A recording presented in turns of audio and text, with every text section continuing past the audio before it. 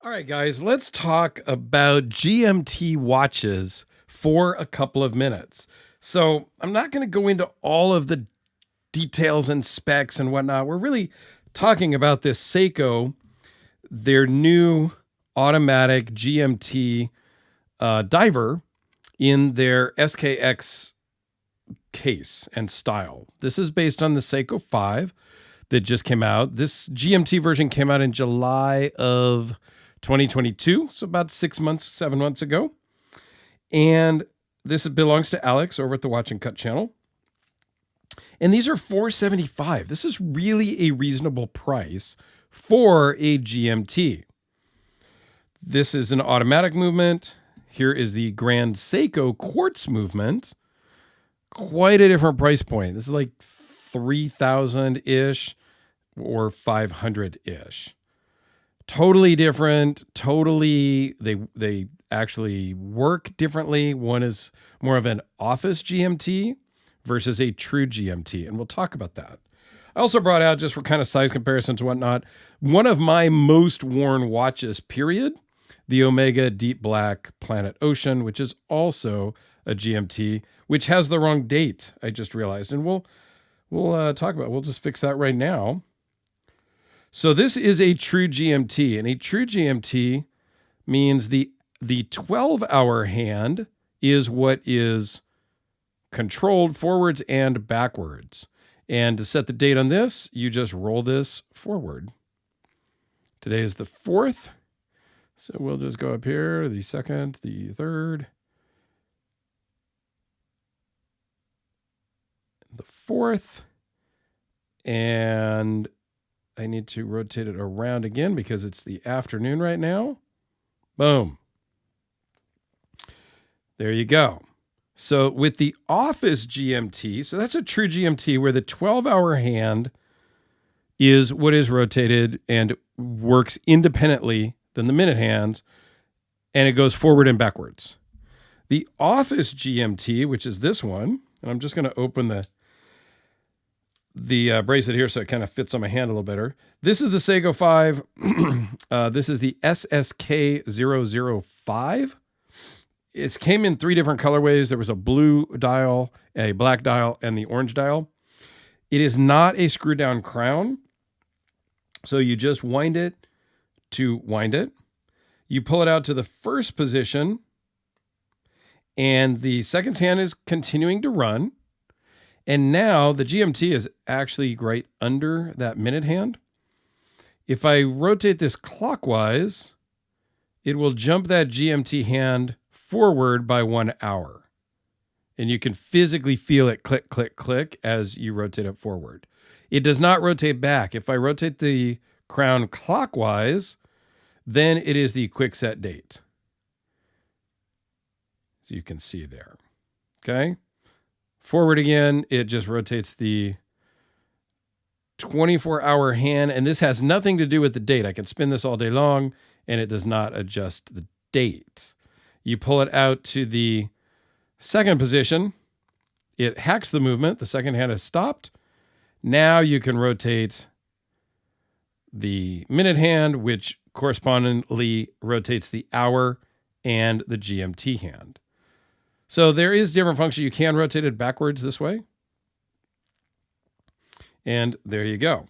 So the Grand Seiko works just like the Planet Ocean. Okay, true GMT, forward and backward on the 12-hour hand. This guy is a cool watch. This is $500 versus $3,000 versus about $10,000. So I'm not going to say you're getting what you pay for, but there's just different things, right?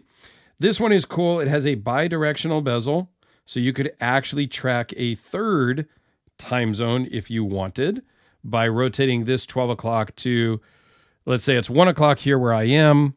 I've got the GMT set just for 1 o'clock as well. Well, it's 1 o'clock according to this. That's not really, you know what I mean. So we could say, pull this out a little bit, go forward 1, 2, 3 hours to East Coast time. I'm on the West Coast.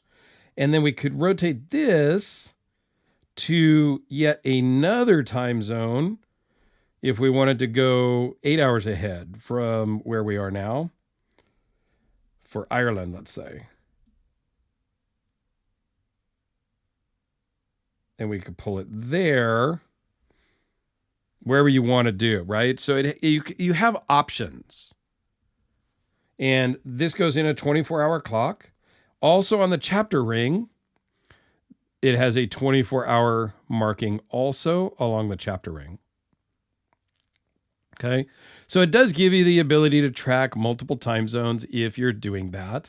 A lot of times the office GMT is really for somebody that's in the office that's, let's say, working on the West Coast like me, where I have offices on the East Coast. I could just set this for 3 hours ahead and always know that at a glance, well, okay, it's 1 o'clock here, it's 4 o'clock on the East Coast. I still got time to talk to my East Coast office, right? Whereas the traveler GMTs, or the true GMT, if you will, is good for people that are actually traveling, and then they can change the time zone based on what they need as they cross the time zones, right? And then what I do when I do travel, and I did use this when I went to Hawaii, is I would just set it backwards 3 hours, because Hawaii is 3 hours behind us right now, and makes this now the normal hands are my local time where I'm at. The orange GMT hand, in this case, would be the time at my home so that I could keep track of that. So that's really why you're using a GMT, is to track multiple time zones. So this Seiko is done really well. The bracelet, I mean, it's a $500 watch. It is a Hardlex crystal, Hardlex see-through caseback, a brand new in-house 4R34 movement that they created specifically for these watches. It actually has a Hardlex bezel crystal. It's an aluminum bezel underneath a Hardlex covering. It also has a Cyclops magnifier. Yeah, I could do without that personally. I don't need, it does work. It does magnify the date quite a bit. It does make it more legible, but it's just one thing to kind of collect dust around and stuff for me. I would opt for not having one if it were up to me. But all in all, it's a cool watch. Let's do some lume here. This is a 42 millimeter watch. The Grand Seiko is a 39 millimeter, which has not great lume. And the Planet Ocean is a 45.5 millimeter. So lots of different things going on here. Your Seiko, oh man, I can kind of zoom out, but so here's your Grand Seiko, your Seiko, and your Planet Ocean over here on the side. All great watches. It's just, what do you need? What do you want? I like a GMT. I don't really travel. I do have offices around the world. I don't need a GMT, but I like having them. This was my main GMT. This one I bought because I wanted that super high accuracy quartz watch. This is plus or minus like 5 seconds a year, 10 seconds a year. This is typical Seiko accuracy. Plus 45, minus 30 a day.